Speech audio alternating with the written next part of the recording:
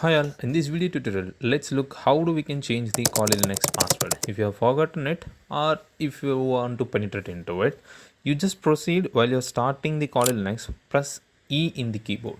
It just lands up into the GRUB version page where we are going to edit the read-only permission to read and write permission and quite splash, which is a bootloader. We are going to remove that and we are going to make it up as init is equal to /bin/bash, which lands up into our command line page.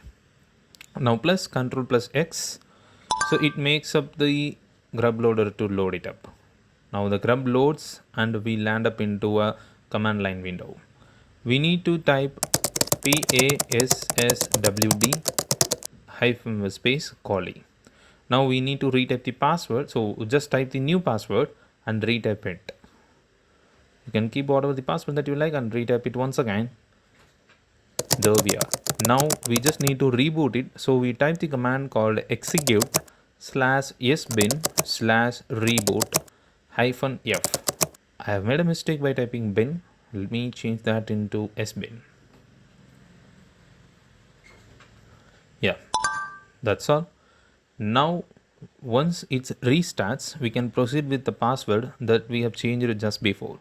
My username is Kali and the password that I have changed just before, and boom, we logged in.